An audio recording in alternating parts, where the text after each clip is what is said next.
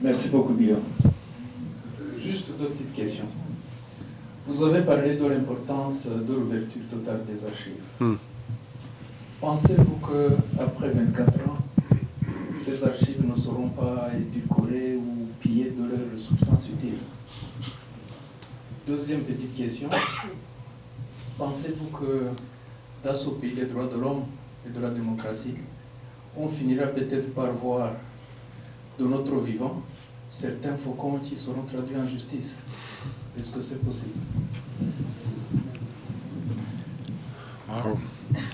Alors sur la première question, sur les archives, le sujet est extrêmement délicat. Il va être au cœur des discussions entre le président Kagame et le président Macron.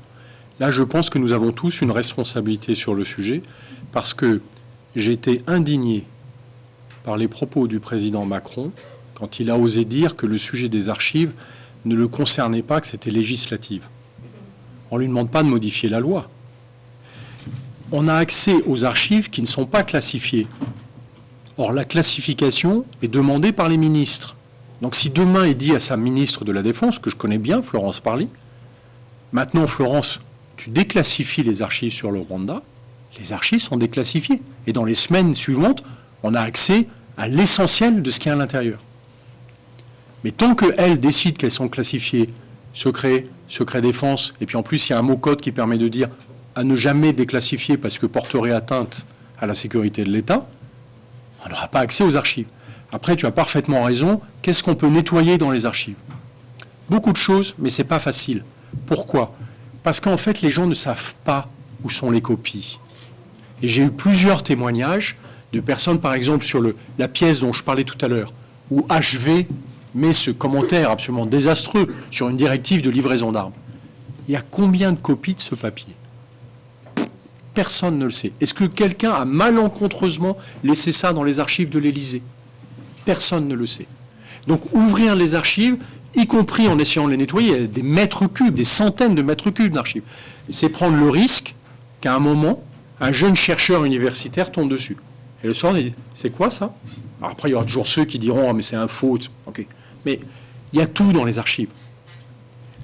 Ce qui est difficile, c'est de les interpréter, de travailler dessus. Il faut souvent des années aux historiens. Sur le sujet du Rwanda, je leur ai posé la question, parce que Stéphane Audouin-Rousseau est un des grands professeurs d'histoire actuels en France. Il m'a dit, le cas du Rwanda, malheureusement, sur le rôle de la France, il nous faudra moins de 2 ans, tellement c'est simple.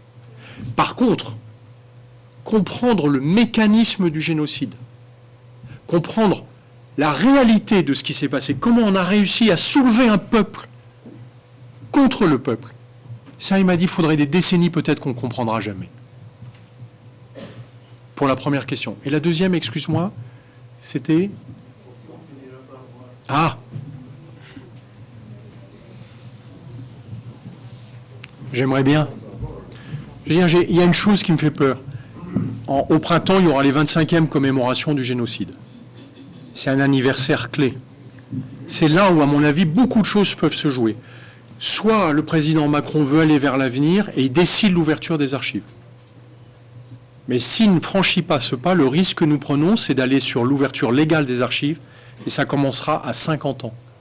Dans 25 ans de plus. Pour les premières, 60 ans pour le niveau d'archivage en dessous. 80 et 100 ans. Et certaines archives ne seront jamais ouvertes. Et je n'ai aucun espoir à cette période de ne pas être complètement gaga ou être enfin avoir disparu de la surface du globe. Donc j'ai peur de la question que tu poses, j'ai peur d'y répondre.